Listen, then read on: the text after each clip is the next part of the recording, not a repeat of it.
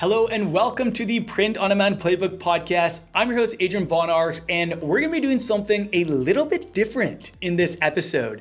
I am bringing on T-Shirt Legends Academy coach, six-figure founder coach, my best friend, my clothing brand business bestie, my business partner, and my brother, Carlos, to share a personal case study from our apparel brand. So not too long ago, we did an experiment where we ran $10,000 in Facebook and Instagram ads over a 30-day period. And in this episode, Carlos and I are gonna be sharing what we learned, some of the statistics, some of the eye-popping statistics and surprising statistics, I should say, and sharing one new Facebook ads feature that significantly improved our ad performance, but that no one's really talking about.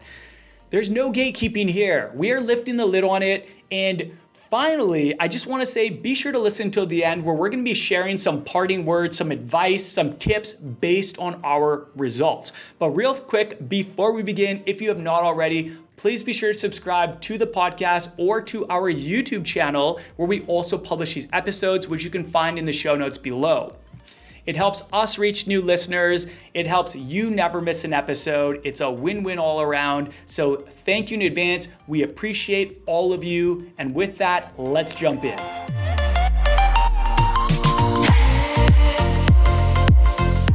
What's up, everybody, and welcome to this special episode where we're gonna be doing something a little bit different. I am super excited to talk about what we learned running $10,000 in ads in 30 days. And I'm actually gonna be bringing on T-Shirt Legends Academy coach, six-figure founder coach, my best friend, my clothing brand business partner, and my brother Carlos to share a personal case study from our apparel brand. What's going on, Carlos? How you doing, man? Hey, good, great. Super excited to be on here and super excited to share. Yeah, I'm super excited to have you on here again, man. We've talked about this so much. It's just, I'm really happy to have you on. And what we're actually going to talk about, so the reason why I brought Carlos on is because not too long ago, we did an experiment where we ran $10,000 in Facebook and Instagram ads in 30 days. And in this episode, Carlos and I are going to be sharing what we learned, some of the statistics, and sharing one new Facebook ads feature that significantly improved our ads performance, but that no one is really talking about. As you guys know, there's no gatekeeping here. We just are gonna lift the lid on it. And finally, I want you guys to be sure to listen till the end because we're actually gonna be sharing some tips based on our results. So we're gonna share some kind of tips, recommendations, and advice based on the results. But real quick, Carlos, just before we get into that, we're gonna go and we're gonna be sharing a listener review because, as you know, Carlos actually edits the podcast. So he's very aware of the rundown, how this all goes. We keep it tight here at the Print on Demand Playbook. Like, we are a tight team. So Carlos is the editor of our podcast. So he's always going through and he's the one that puts the final product out there. And he knows, he's with us in showing love for our listeners. So I really quickly want to give a shout out to a 5-star review that we recently got from Sour Patch 973. So they give us a 5-star review. Nice. And the heading was, "I've learned so much." Here's what they said. "This has slowly become one of my favorite podcasts because of the overwhelming value they provide, and they are kind and funny." Thank you very much. Really appreciate that. As I am diving into POD and e-commerce, I find myself hearing their words in my head and re-listening to podcasts that I want more clarity or reinforcement on and looking for advice and suggestions in their previous episodes I haven't made it to yet. Super appreciative, Adrian and Kerry, and I'm sure I will have more sales implementing the knowledge and lessons they share. Ooh, you're getting in people's heads. Nice. Oh, love this. Like, I'm at a loss for words because I just have run out of things to say. Like, the amount of gratitude absolutely overflows every single time we read these reviews. So thank you so much. Sour Patch 973, we appreciate you. We appreciate all of our listeners, and we really appreciate anyone that takes the time to write us a review. So with that. And without further ado, Carlos, what do you say we shift gears here? Yeah, man, I'm ready. Ready to go? All right, let's go. All right, so here's how this is gonna go down. So what we wanna do is we kind of wanna break this down into a couple parts. We're gonna talk about the experiment. We're gonna talk about the stats. We're gonna drill down. Carlos is gonna give some numbers, some hard statistics. We're gonna talk about the one new feature that significantly improved performance for our ads. And then we're gonna end off with parting advice and tips, because this is not something we recommend you try at home unless you do a couple steps before. We would never recommend someone just to start an ads manager account and just on day one run $10,000 in 30 days. Nuh-uh, that is not our strategy. This is, we've been doing this for years. We have a lot of experience, and there was a lot of things that made us very comfortable with this experiment, which we'll get into. But let's just start by talking about the experiment. So AI really has had an impact, a massive impact, I should say, on ads. By AI, I mean artificial intelligence. But something much bigger happened only a year ago. And this is something that completely changed the game for businesses, including ours, running ads on Facebook. And this is why we're so confused as to why nobody's talking about this. Like I mentioned before, y'all know we don't gatekeep here. So we're gonna be lifting the lid on this feature. And I hope and encourage anyone that's running ads to try out this feature. So Facebook, not too long ago, Facebook made a small tweak in how you could run ads. They added a new feature that supercharged ads performance for businesses that chose to use it. So this is an optional feature that we chose to use. So just to confirm, yes, it only works if you select it. So when we heard about this, we felt all the feels. We were super excited because we knew that this could be huge, but we couldn't find anyone that had tested or used this feature. So we actually decided to test it ourselves. And I have to say, like, Carlos, when you were sharing the statistics, I think people are gonna agree, like, our minds were blown by how much our ad performance improved just by using this feature. To this day, we still use this feature religiously, but still nobody's talking about it. Why? Carlos, why do you think no one's talking about this? I don't get it. I think it's because a lot of people don't understand how the magnitude of how much this feature actually changes things, and maybe they don't understand why it changes things. And there's also a slight barrier to entry where you have to have, so for this feature, just to be clear, you have to have Facebook, Instagram shops set up, and you have to have Facebook, Instagram shops checkout enabled. And so maybe people don't have that. Maybe there's also, I feel like there's also kind of a lag between like the time when a new feature is like hitting like big time and when people actually hear about it everywhere. And I think it's because, a lot of the people probably using this feature and making a lot of money using this feature are just like happy with it, and they're just using it and they're not even thinking about it, and they're not thinking about telling everybody else. But I mean, today we're gonna go through everything with this feature, and kind of like what we saw. And I can go through. I don't know. Do you want me to go through exactly how we tested it first, or do you want me to go through the stats so that you know, like, okay, what's the magnitude? Yeah, let's jump in. I want us to share both, because I just want us to be open books about this and just kind of like share everything. I do want to mention the name of the feature. So the feature which Meta ruled out is called Websites and Shops. And it's an option where you can select your conversion location at the ad set level in your ads manager. Now, for anyone that hasn't run ads or that's really new to ads, that actually sounds really, really confusing, but I promise you guys, this is not confusing. It's literally just an option that you tap, you select to use it, and then it's applied to your ads. So a lot of the meta language, it sounds so technical and kind of nerdy, to be honest. And I wish they would simplify it. Like, they make things sound so much more difficult than they need to be, but that's aside from the point. I just want to let people know, like, do not be intimidated by the language used, because this is actually something very, very simple. And what this feature allows you to do is it allows you to send your ad clicks, so people that click on your ad, it allows you to send people who click on the ads to your website, or here's where it's different. Usually we just send those clicks to our website.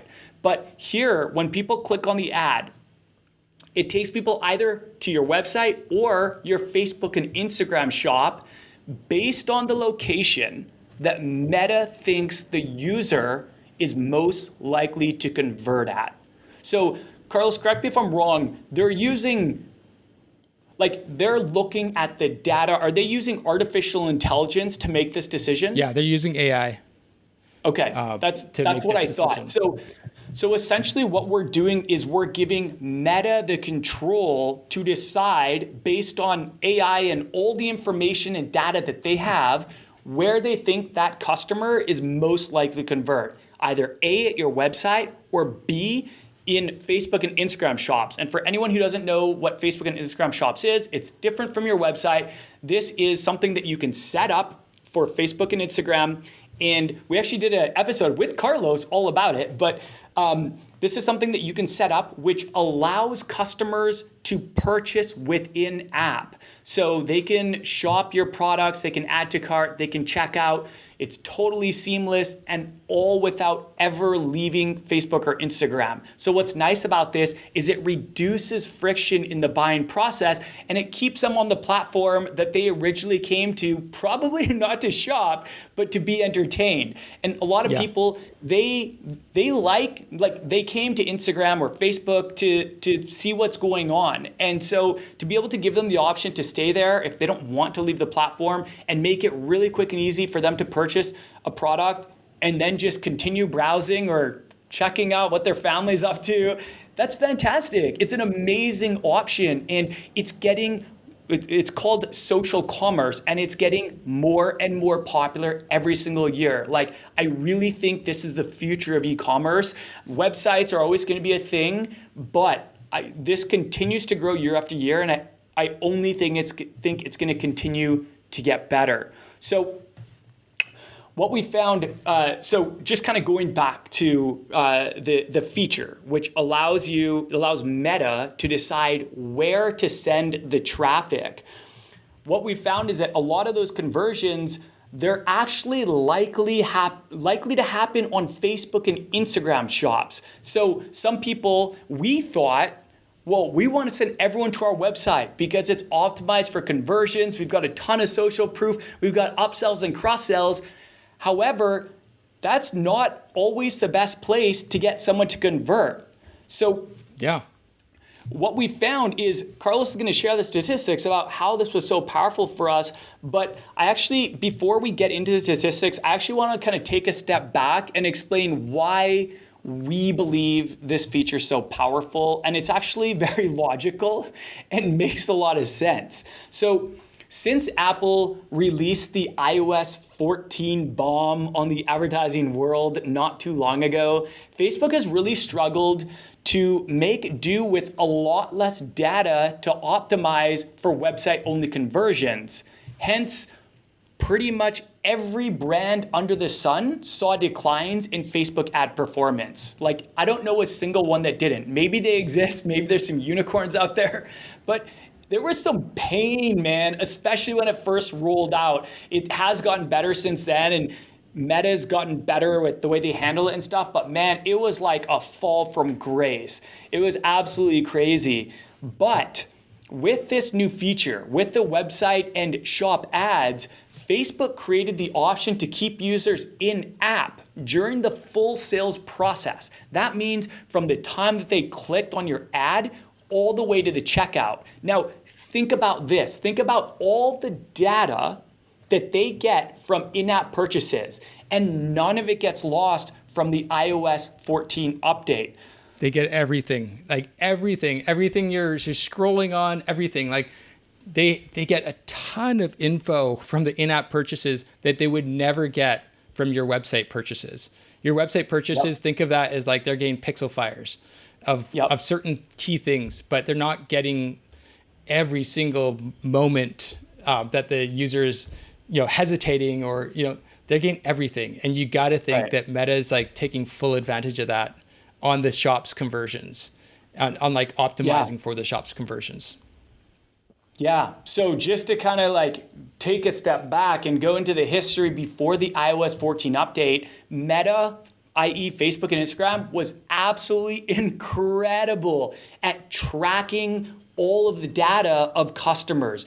Everything from them clicking on the ad, to them viewing a product, to them adding to cart, to them purchasing, all on your website. It was phenomenal at tracking all of this, and that allowed them to optimize better and show it to more people because they had more data. But after iOS 14, what happened was Apple, who released that update, they made it much more challenging for companies like Meta to track people after they left the app. Like after someone leaves Instagram, for example, all of a sudden the visibility is a lot more blurry than it was before. So you can imagine how this would really affect things. Because they don't have all that data, they can't optimize as well, and therefore they're kind of guessing more on the people to put it in front of, which and just to clarify a little bit on that too, they the way they did it is kind of interesting. It's funny because not funny. I mean,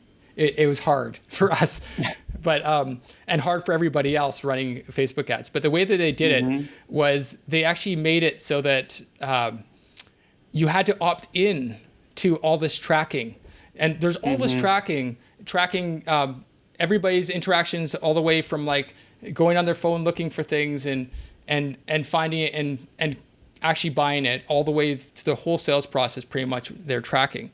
And then what Apple did is they said, okay, well now you have to opt in if you want to be tracked.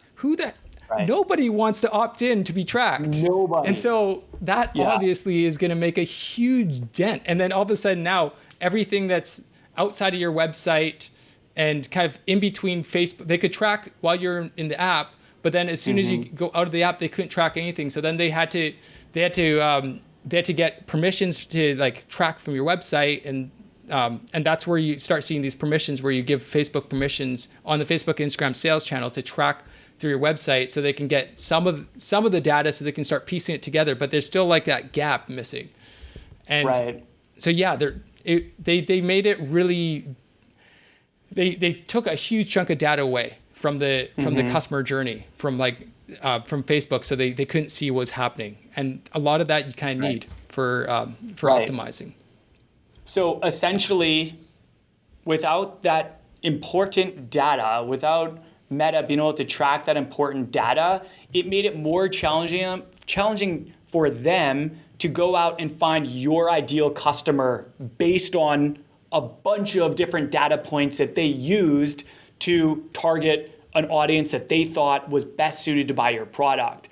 Now, the beauty of when people purchase in-app through Facebook and Instagram shops is Meta now has the full visibility, like they have full sales history of those customers.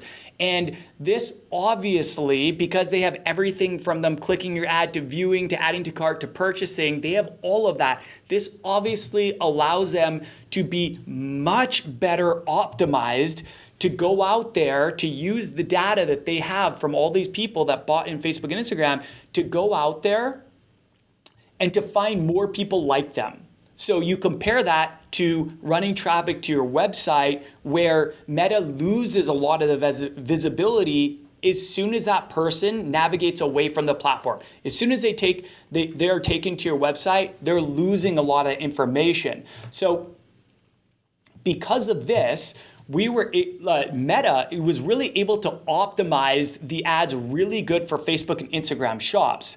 And still though, there are some cases where they do send people to the website. So if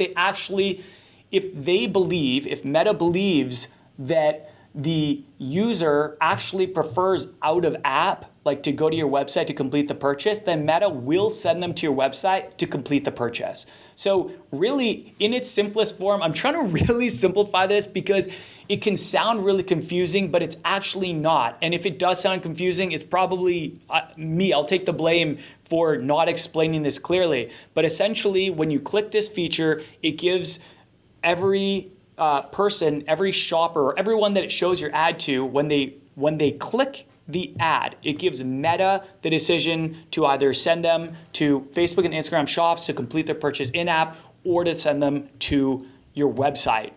And without a doubt, the new website and shop feature is absolute fire. Like, Carlos and I are so grateful that Meta released this feature, and we're gonna keep using it religiously as long as Meta keeps the sales coming in. The roadblock that we find with most kind of t-shirt and apparel brands jumping on this new feature are just really buckling down for a weekend to set up Facebook and Instagram shops, which is a prerequisite to using this feature, and which is actually way easier than most people think. So all you need to do is take the time to set up Facebook, Instagram shop, and then you should have that feature enabled. Does that sound right, Carlos? Yeah, Shopify makes it super easy to set up Facebook, Instagram shops. Like, they're fully integrated with it. And so you actually end up saying, most of it, you end up doing the setup right in Shopify. So you add the Facebook, Instagram sales channel, then you go through the prompts and set it up. And then at the end, you're gonna have to do a business verification, and that will be on Commerce Manager. Right. for on Facebook. So, but I mean, it actually sends you the link to do the verification. It's in Shopify, and then it goes to the Commerce Manager. So like pretty much everything along the process is in Shopify, and then at the end you do the verifications in Commerce Manager by clicking that link. But yeah, it's very easy to set up. The biggest thing for setup is just that you have some sort of history with Facebook and Instagram. So like maybe you should have an account, and you should have stayed consistent for at least a decent amount of time, like maybe at least like maybe months of consistency or something like that, consistent posting and engagement and a following. The following doesn't need to be huge. I think we set it up with like a demo store, and we set it up with like a following that was like, I think around 30 people on this following. And so like it was pretty surprising that it's not actually that difficult. Yeah. So we encourage anyone listening, guys, like, go out and try out this feature for yourself. Now, Carlos, do you want to share anything about the experiment before we jump into the statistics? Like, are there any other additional details? I do want to kind of go through a little bit of the details in the experiment, just so everybody knows kind of how robust this experiment was. Because it was like, we were thinking about a lot of things during this experiment. And so at the outset of this experiment, so like we did an A/B test where we sent to website and shops location. And this is conversion location. And the ad set, you choose conversion location. You either choose website and shops, or you choose website only. And the website only one is that most people use that right now. Website and shops that's the new feature where it chooses which one to go to. And then we set it up so that it was a duplicate of the other ad. And the difference was that the one ad for website only, we had been running that for about a year. So it already had about a year's worth of data, and is already a top performing ad. So it already had the momentum coming in. So it should have actually had a big advantage there. We also had that one at a lower budget. So it should have had an advantage, because generally at lower budgets, you can see higher return on ad spend. So it should have had an advantage for return on ad spend, at least. And then in terms of like what we expected from this test, we expected that, and we ran this test for 30 days, just to be clear.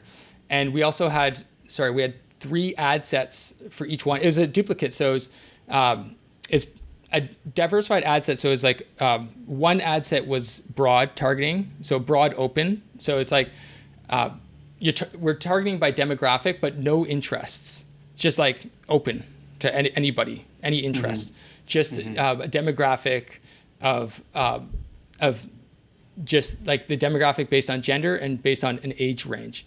And it was the same age range, same gender for both. And then we also tested a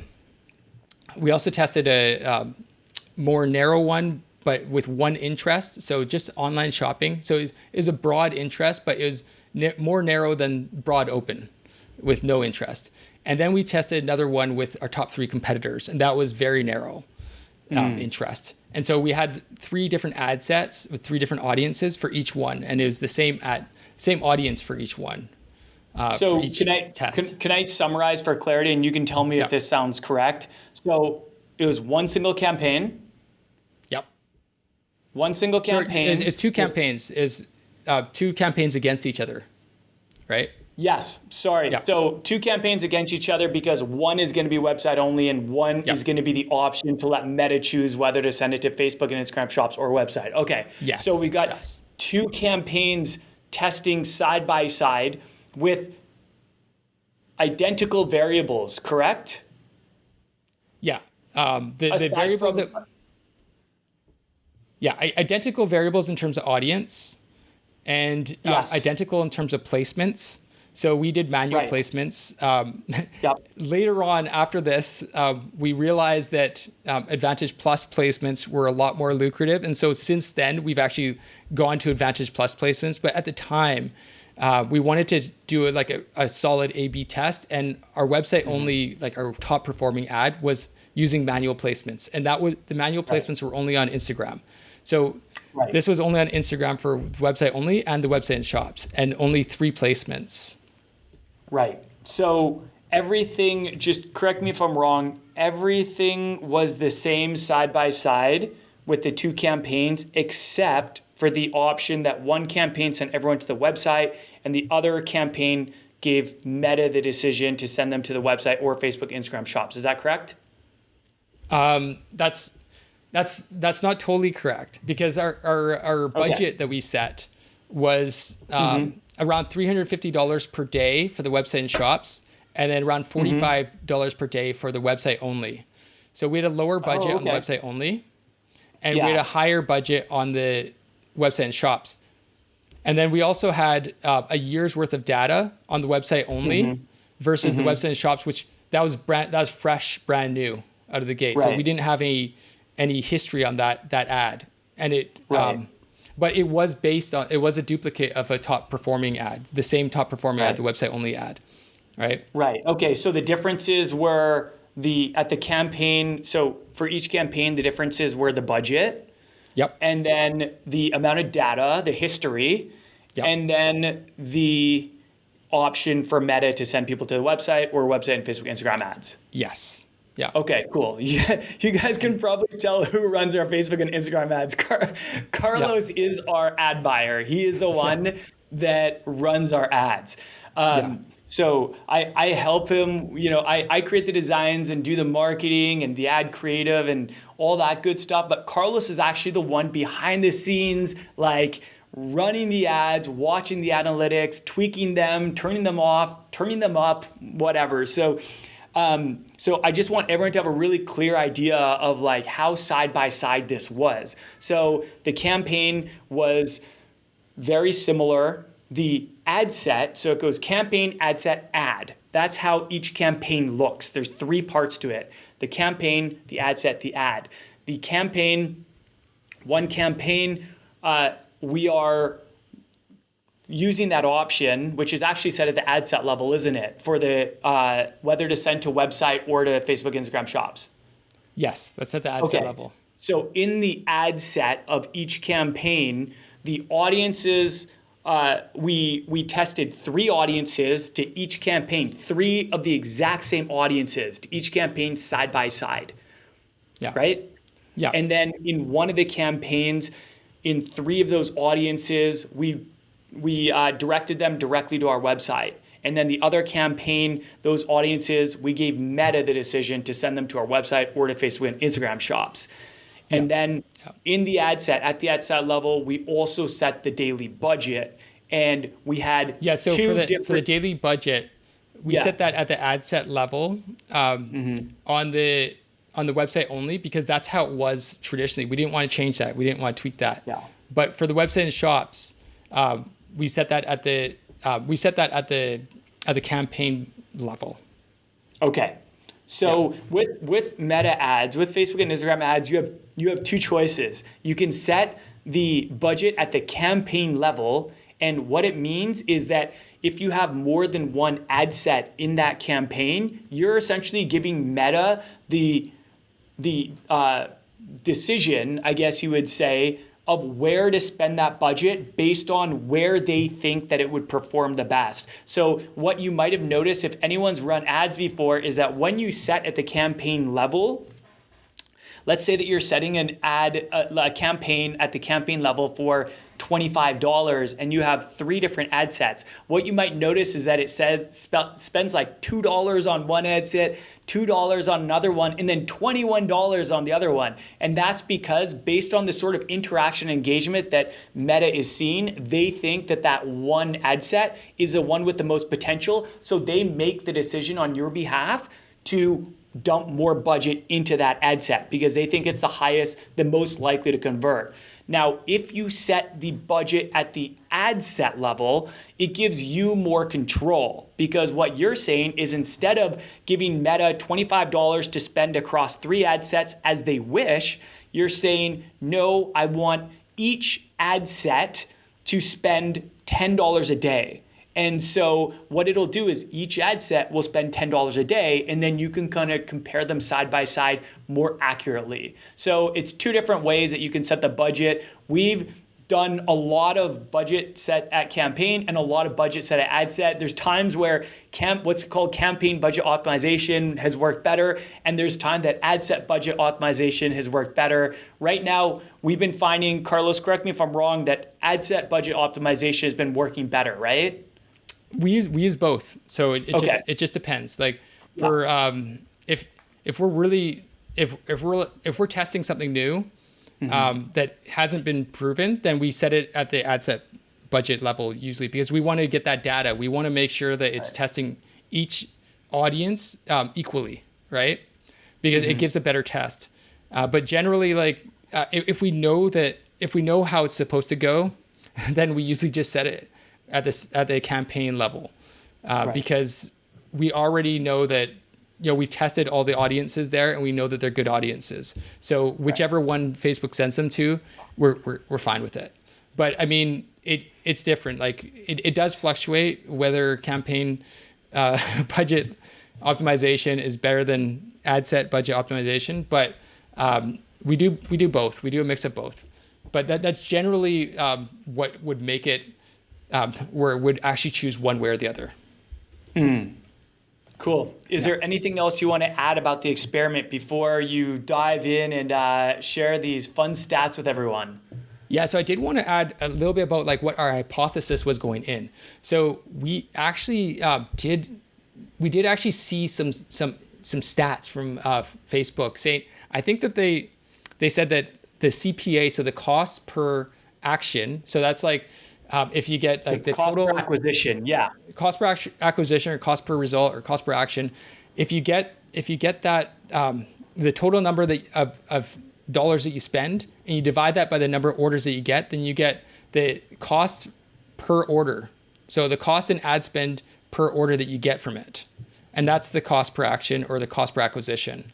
And Facebook I think there were some stats floating around about like it was saying something like you'd get 20% lower, like on average, people were getting 20% lower cost per action or cost per acquisition. And so we were expecting that because that was like something that was floating around. We didn't know anybody that actually had gotten that, but we saw that was kind of like the average that they were seeing. And so we did expect a lower cost per action or cost per acquisition on the website and shop ads. But we did think, we did hypothesize that we would have a greater average order value on the website only ads because our website was conversion optimized. We had all the upsells, cross sells, everything there to like get them to spend more. And we were also, something different too is for the shops. At the time, shops didn't allow us to send users to a collection. It only allowed us to send people to a product. And so we had to actually send people directly to the product when they were, when Facebook sent the click to our Facebook, Instagram shops.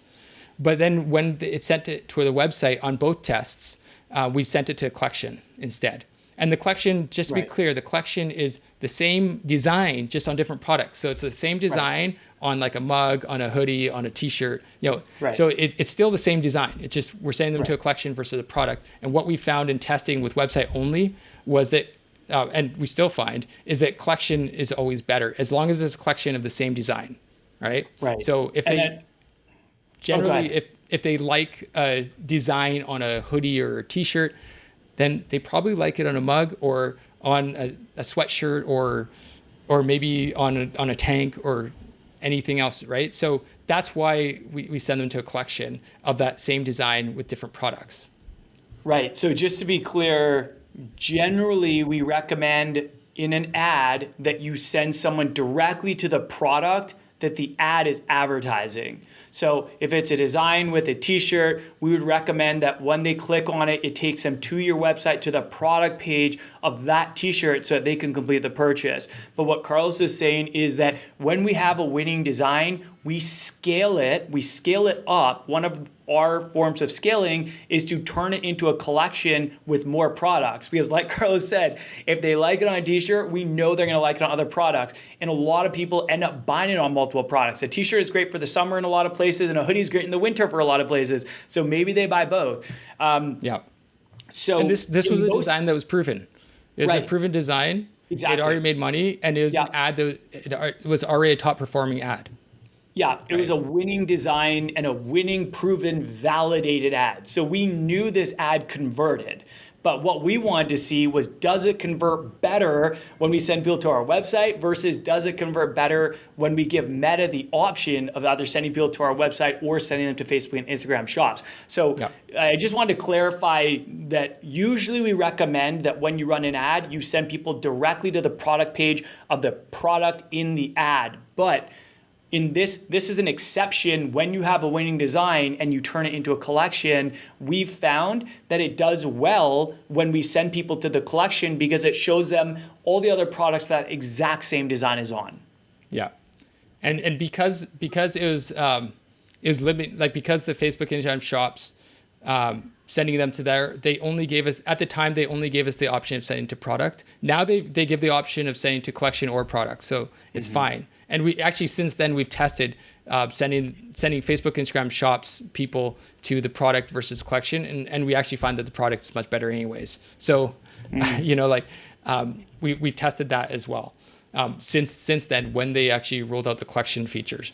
But our hypothesis in the end was that we were going to get a lower cost per acquisition. We were going to get a higher average. The cost per purchase, right? Cost per purchase as well. That's another way of saying it. Yeah. It's just basically the cost and ad spend for every order. So if you get 10 or if it's $10 in ad spend and you had 10 orders from that ad spend, then it would be $1 per order. Right, which is very unrealistic. That's very unrealistic. I'm just making easy numbers here. That is a very wow, like we've never seen that before. So just wanted to say that's not something you should expect. No. So we expect a lower cost per acquisition or cost per purchase. And we expected a higher average order value on our website only. And then we expected, we didn't know what to expect on the return on ad spend. We had no idea because we didn't have any data on that. So then getting to the results, then our findings found, yes. So there was a lower cost per acquisition or cost per purchase, and it was actually 32% lower. So we were seeing numbers like 20% lower on average. We saw 32% lower cost per purchase. So cost and ad spend per purchase that we got. And that was when we gave Meta the option of either sending to the website or Facebook and Instagram shops. Yes. When we use the website and shops feature. Mm-hmm.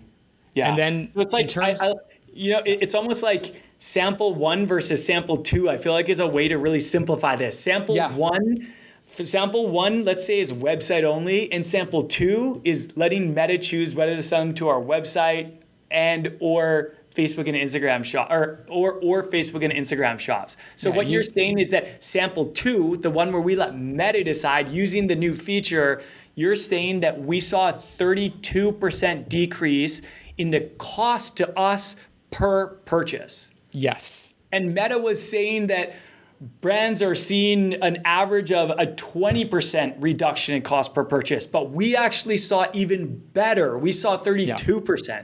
That's incredible. And I mean, just to be clear, like we should see better because we like better than the average because we already had a top performing ad and we knew that the product was a product that people liked. Right. So it was a proven winning design. It should be better than the average. Good point. But yeah.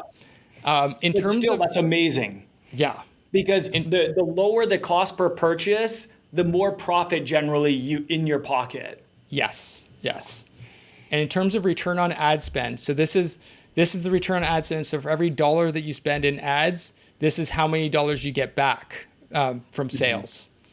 And we saw a 77% higher return on ad spend for the website and shops feature versus website only feature. That's insane. That's nuts. Yeah. And actually Facebook, I saw recently on our shops, they were advertising that on average, people are seeing 30% higher return on ad spend on average.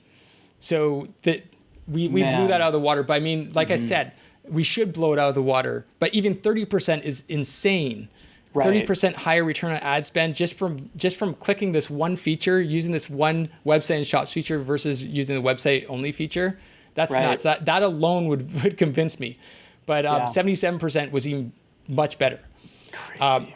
And then the thing that was just like mind blowing that didn't make any sense was that our average order value was 21% higher for the website and shops feature than for the website only feature. And I couldn't believe it because I was like, okay, we're sending them to a conversion optimized website and it's still like the Facebook, Instagram shops has a 21% higher average order value. And the only thing I can think of is maybe people are willing, like maybe first time purchasers are willing to make a bigger purchase on something like a marketplace versus on a website that they just found out about.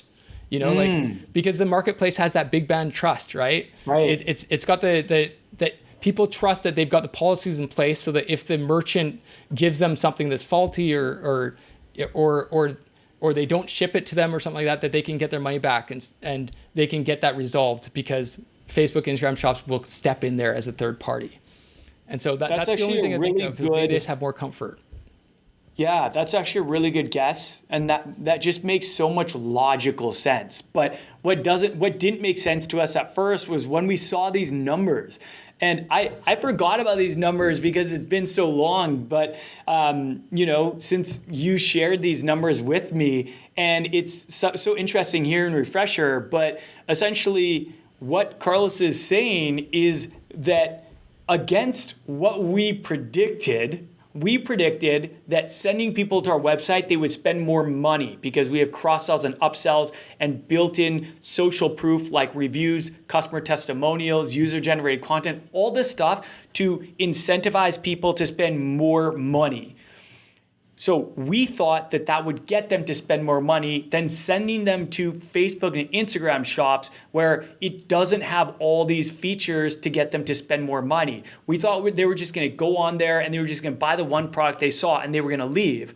But against our prediction, they actually ended up spending more money purchasing from our shop in Facebook, Instagram shops in app versus when they were on our website that we spent so much time and energy conversion optimizing. But I like that idea. Like I actually think that's the only thing I can think of too, is that there was just the trust that they have with Meta, even though people joke that like, oh, a lot of people don't trust Meta and stuff, but like they're going to feel I don't more think anybody trusts Meta for privacy, but right. But they're going to feel more comfortable because this is a big, it's a big company. Like if they sued Meta versus if they sued a small brand, they wouldn't get anything out of a small brand, but out of Meta, maybe they'd get a big sell. Like, I think people just trust that it's a more established company, and at least there's other people that are buying on there that they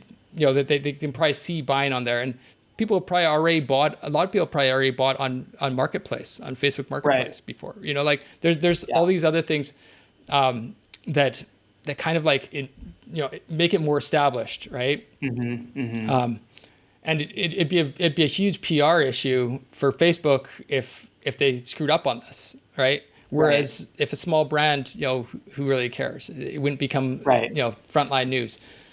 But and I mean, I will say,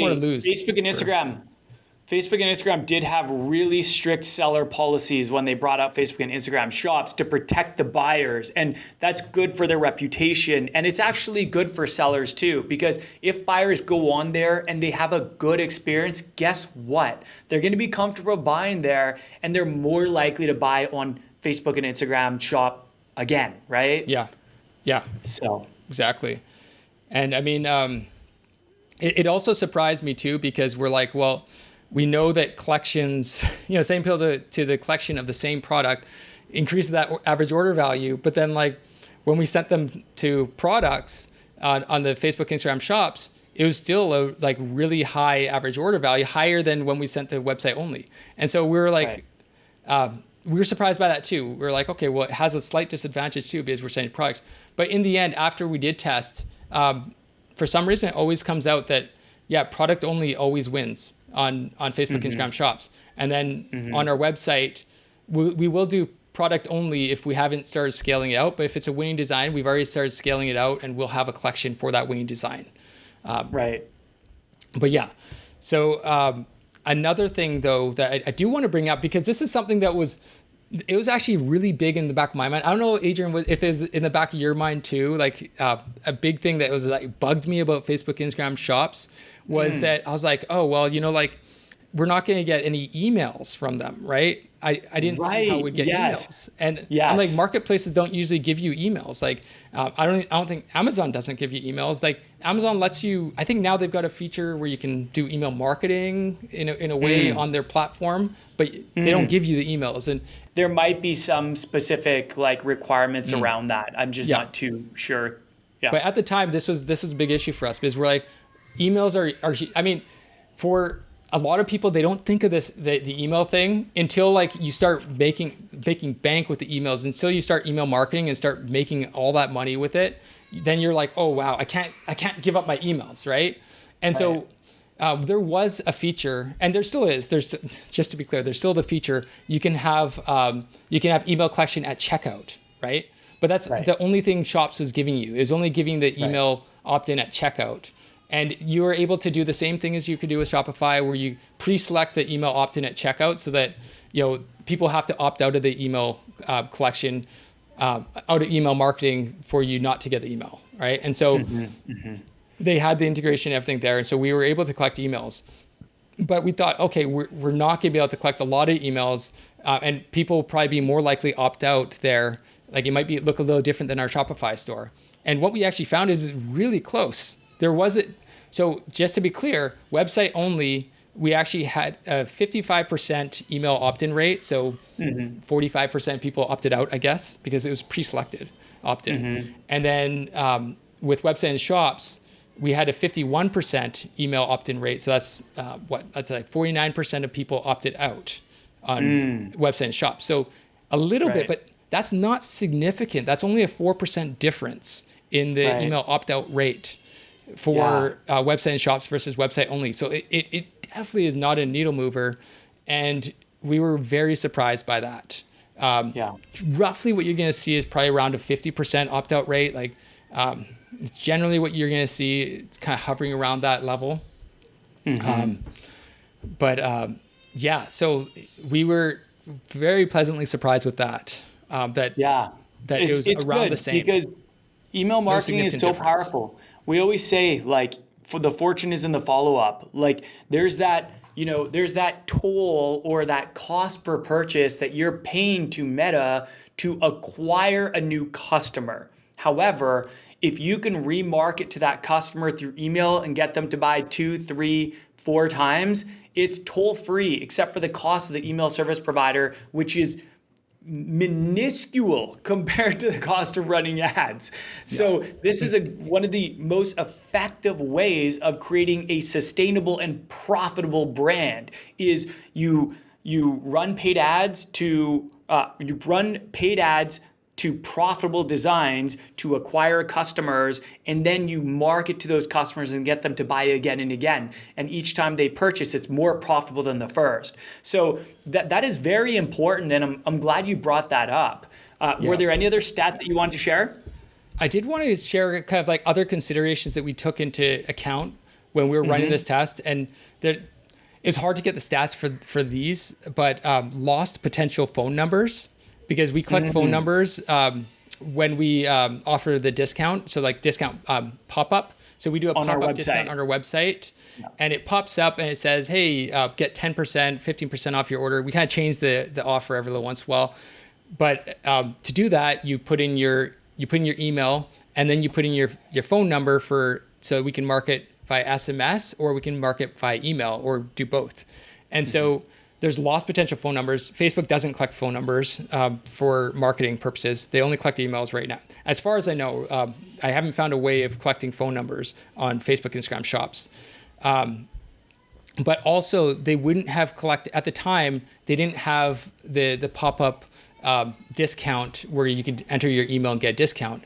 Now they do, though, just to be clear. Since then, they've actually added that feature. So that's kind of like irrelevant now because you can do it. But back at this time, we knew that we were losing potential emails from when we give that discount, people giving their emails, and maybe they don't go through the checkout process, but they've still given their email for that discount, and we can remarket to them. And the biggest thing about remarketing to them is you can remarket to them. Like, so if they've abandoned the cart, like if they had something in their cart, you can actually recover that. There's no abandoned cart recovery in the Facebook, Instagram shops. I don't think there is any, even now. Like, I couldn't find it anywhere. Back then, I still can't find it. And there was no pop-ups before. Now there is a pop-up, but they still don't collect phone numbers. And so like the biggest thing about collecting phone numbers and emails is that a lot of people aren't going to buy on the first visit. And so if you can collect their phone number or email, you can actually start sending them information about your brand, like what you're all about, who you are, and start building that trust with them so that they feel more comfortable with making a purchase. They might actually want to buy something. And odds are if they've signed up to your email list or phone number, SMS list via getting the discount, they probably saw something that they liked, and there's probably a reason why there's value in them doing that. And so you really do want to follow up with them and get them more comfortable, and eventually down the road, they'll make a purchase, hopefully, right? And so that was a big thing. And then it's also not apples to apples comparison. An order on Facebook, Instagram shops is probably not worth as much as an order on your website only, because Facebook, Instagram shops has more stringent requirements that you have to meet, like processing times, customer service response times, and refunds. Then you're having to do more work on a Facebook, Instagram shops order than on a website only order sometimes, depending on what your policies are on your website. They might be the same as what the policies are for Facebook, Instagram shops. So not for everybody, but for some people, that extra effort of managing Facebook, Instagram shops orders might make those orders worth less to them than an order made on the website. But in the end, like based on the crazy results we saw, ultimately for our brand, we decided to accept the drawbacks in order to cash in on the crazy ads performance. Like, the ads performance is nuts. Like, how much it increased from the website only to the website and shops feature. Ad set is just insane. And especially because the website only feature had the odds stacked for it to do better. A lower budget generally allows it to get higher return on ad spend. It's a lot easier to get a higher return on ad spend with a lower budget than it is with a really high budget. And then on top of that, it had a year's worth of data going back. So it's a lot easier if you've got all that data to get more sales than when you're starting fresh. Even with all the same variables and everything, it's harder because you don't have that momentum. The learning has to restart again, right? Right. But the budget, helps with the learning. So hopefully that balanced out. Mm-hmm. But yeah. So ultimately, the end result was that we're like, we're all in after that, and we still religiously to this day do Facebook, Instagram shops, and like we do the website and shops feature because where we let Meta decide. It always outperforms our website only. Yeah. And we're only just to be totally clear, we're speaking from our own experience and our own experiment, but it's a pretty big sample size, $10,000 in ad spend over 30 days. Yeah. Essentially, the more you spend, the more data you get and the more accurate predictions you can make based on the data. So maybe everyone won't have this same experience. We're not promising any results to anyone, but what we are saying is that we ran a pretty significant experience and these were results for us. So we recommend at the very least testing it out for yourself. Exactly. I think that the only way of truly knowing for yourself is test it for yourself. And make sure that it's a good test. Make sure that it's. I think that if you test with a product that's not a product that's never performed, who knows where the results are going to go, right? Test it with something maybe that you've actually seen some performance on, and test that against a new fresh ad with the website and shops. Yeah. But anything else in terms of the stats before we kind of wrap things up here with some kind of tips and advice? No, there's nothing I can think of. Like I said with the email thing, it was around par for email capture at checkout, but then getting emails from the pop-up, it was non-existent at the time because there's no discount pop-up thing in Facebook and Instagram shops. Now they do have that. So you can, under the marketing options, under settings, when you're in Shopify, you go to Facebook, Instagram sales channels, and you go under settings, you can see under the marketing options, you can pre-select email opt-in, and you can also choose to give them a discount for providing their email. And I would, we do both. We do both of those. 100%. So now we're getting the emails from the discount, and we're also getting the emails from the checkout for Facebook, Instagram shops orders. And we recommend everyone do both as well. Yeah. And the only thing missing now is the abandoned cart. We still can't get recover abandoned carts because we don't know unless they actually signed up to our email list. We're not going to have any way of contacting them. But yeah. Cool. Well, that was a lot of juicy data. And I hope that people listening to this go out and test this feature for themselves. And we hope that you all have the same experience that we had, because the stats don't lie, the numbers don't lie. This is what worked for us. It just completely outperformed. This feature completely outperformed and kind of better than we could have possibly expected. And so we want that for everyone. And we want everyone to be aware of this feature so that you can go out there, try for yourself. And we hope that it makes you all more sales and that you also see an improvement yourself. I hope that everybody, as they're going and, when you're setting up your ads, I hope that now you realize what that feature is. When you see conversion location or the ad set level and you see website and shops or website only, you realize what the difference is between those two features, and how lucrative it could be for that one feature, so that if you're going to test it, test that, and that that other people are seeing results. I mean, like I said, Facebook also has data on this, and I don't know if it's in on the Facebook side or if it's on the Shopify side that I saw that data recently, where they said that businesses on average are seeing 30% increase in return on ad spend by just switching to that feature, just going from website only to website and shops. I mean, it's as simple as a click, really. Like when it comes down to it, it's as simple as a click, but it doesn't default to that. It doesn't default to that though. It defaults to website only right now. And that's why you have to go and you have to click the shops and website option. Yeah. So that's really it. It's like one click to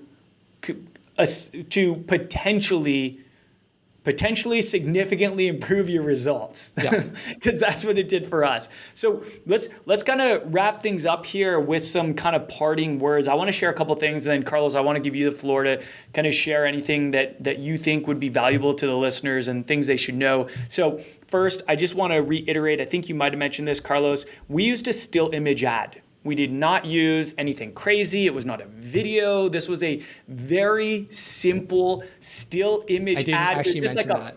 Huh? I forgot to mention that. Yeah. It was just a flat lay with our design on it. And I think the mock-up was from Smart Mockups. Like this was nothing crazy. Very simple. It was just right. It was simple, but it was a winning design. And that's the game changer. That's what makes a difference. That's the most important part. And that's the second point that I want to reiterate in this kind of tip/advice portion is that this was a validated winning design. This design, we already knew was a winner. We had already made a ton of sales from this image with the design on it. So we knew it was going to make sales. It was just a matter of testing, will it make more sales if we give Meta the option of where to send the traffic, or if we just send everyone to our website. The other thing, and this is actually more of a word of caution that I want to share with everyone listening. I said this before, I'll say it again. Do not try this at home. And I say that facetiously. I'm kind of joking in a way. But my point is, never start with big budget ads.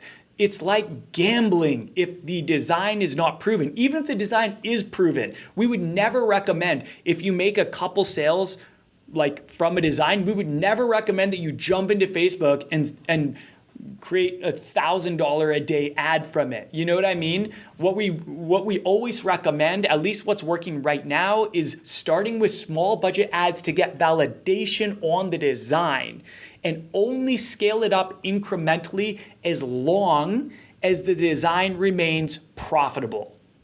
That's the strategy that we teach.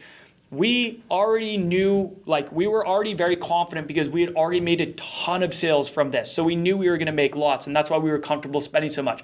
But even with the feature that we discussed, I want to just kind of bring this back to the fundamentals. I heard someone say once that basics win the ball game.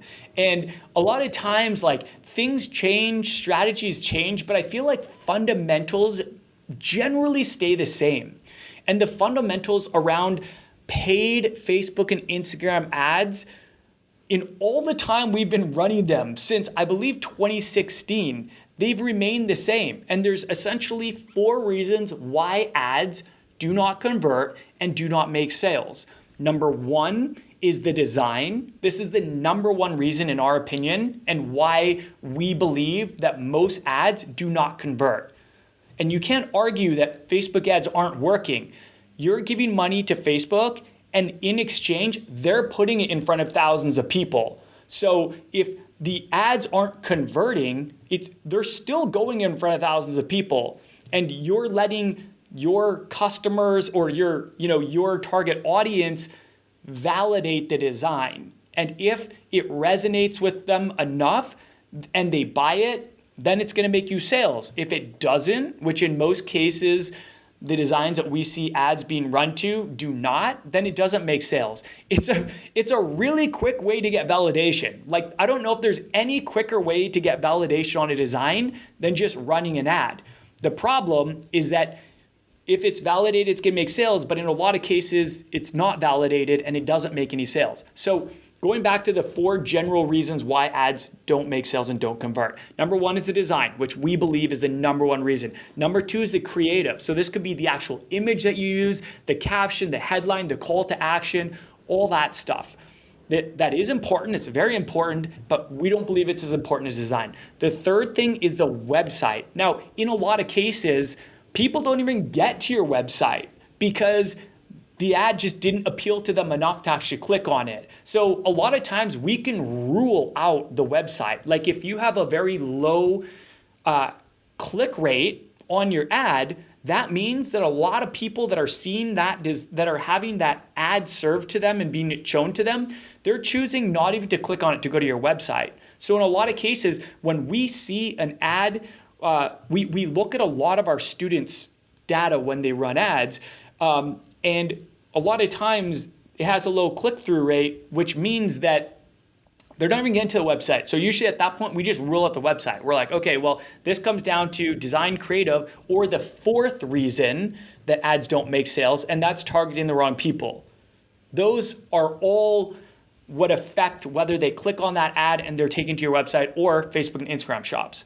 But those are still the four fundamentals. And like they always have been, they probably always will be. But number one reason is the design. So what we say is that driving traffic is the easy part. Like it's pretty easy. Like we have training, full in-depth training on all this, but it's actually pretty easy to create an ads manager account and to run an ad and to just set a budget and turn it on.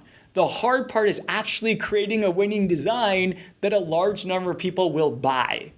That's the hardest part in our opinion, and why we're so bullish on design research and design creation. But that's a topic for a whole other episode. I think, yeah.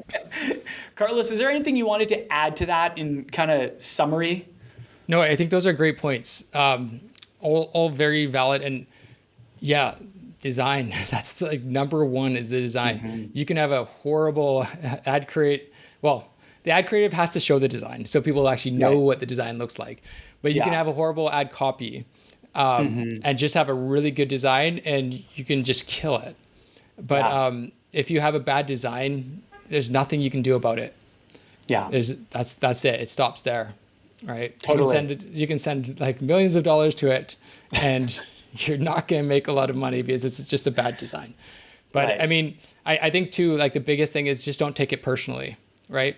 100%. If you throw a design out there and you throw some ad budget behind it, don't take it personally. Take it as a lesson and learn from the data that you get. Right. And take it as like, okay, you paid to validate that, right? You paid money to validate that. Maybe that's not the cheapest way of doing it, but like running ads to something that hasn't been validated. But just think of like you're paying for a service. And Facebook is giving you exactly that. They're giving you validation either one way or the other. Like, do people like it or they don't like it in that audience that you choose? And so you are getting the data that you need. And so like you're paying for a service that they're giving you the results that you need, regardless of whether they make a sale. They can't force a sale. Right. But they can help you validate whether or not people like it or people are willing to buy it or people are not willing to buy it in your audience. Right. So. Right. That was really well said. And I think it's important to realize that like we should be thinking of Meta as a partner. Like it is, in our opinion, the absolute best way to quickly scale profitable winning designs, to scale them and to make a lot of money really fast. Like they have a vested interest in us making sales. They want us to make sales because that means that we give them more of our money to run ads. So they're on our side. Like they want us to, but they can't force people to buy. That's our job. That's our job to create the designs that evoke emotion and relatability and create something that really resonates with our ideal customer and gets them fired up enough to pull out their credit card and complete the purchase, right? So I feel like so many times people throw shade on Meta and they kind of like treat them like the enemy and they're like, oh, Facebook ads aren't working. It's like Facebook ads have always worked. Like their service is to put that ad in front of a bunch of people and they always deliver on that as long as we give them money to run the ad. But the second part that you kind of like reminded me of is that you're still getting something in return. It's not like you lose that money and you get nothing in return. You get data on things like, the age, the location, the interest, on all these data points that you can use to make better database decisions and optimize your ads in the future. Not only that, in a lot of cases, you're getting, as kind of like a byproduct, you're getting more followers on social media. They're seeing the ad, they're checking you out, they're following you. Maybe they're not buying, but then all of a sudden, a lot of them start following you on Facebook or Instagram. So we noticed that the more we spend, the faster our Facebook and Instagram grows, because we're getting in front of a lot more of our ideal customer. And then the other thing, which this is like maybe the most valuable, it's really valuable, is that a lot of people are still subscribing to our emails. They might not convert the first time because most people don't buy the first time they visit a website. But in a lot of cases, you're still going to be collecting emails. And guess what? A lot of those people, if you're marketing effectively and you're releasing emotion-evoking and relatable designs regularly, eventually a lot of them buy. So that's another thing, like we pay so much attention to the data and we look at the data after 24 hours and we're like, no sales, I'm going to turn this ad off. But guess what? A lot of those people, they could end up converting, like they could be delayed conversions. They could buy in a week, a month, 6 months, a year. Like they don't all buy right away. So you might actually down the road end up making sales from those people from that ad that you turned off. And this is not to say that you should keep an unprofitable ad running. I'm not saying that. I'm just trying to make the case, make the point that there's still a lot of value that you get when you run ads, whether or not they make you a sale and convert immediately. Carlos, your thoughts? Amen. Yeah, right? Yeah. Right? It's that's something that I think a lot of people kind of overlook, and I don't want people to overlook it. I want people to think of this when they are running ads. So with that, I think that was a lot. Hopefully we didn't overwhelm our listeners. I know that we've got a lot of listeners who are super new, a lot have never run ads. But hopefully we're able to keep this high level enough and we didn't go too down the weeds, because Carlos and I could literally nerd out over the stuff for hours. We do nerd out over this stuff. Off the mic, off camera, we nerd out about this stuff. So we were trying to keep it high level. I hope everyone learned something. I hope everyone found this valuable. Thank you as always to all of our amazing listeners that support our podcast and our YouTube channels. We love you guys. Carlos, any final words? No. Yeah. Thank you so much for being here. Yeah, thank you so much for being here, Carlos. Always love having you on. I can't wait to have you on next time. Thank you for having me. You're very welcome, man. Anytime, you're always welcome. You're part of the team. Yeah. So with that, we will say our goodbyes. Thank you so much, everyone. We'll talk to you very soon.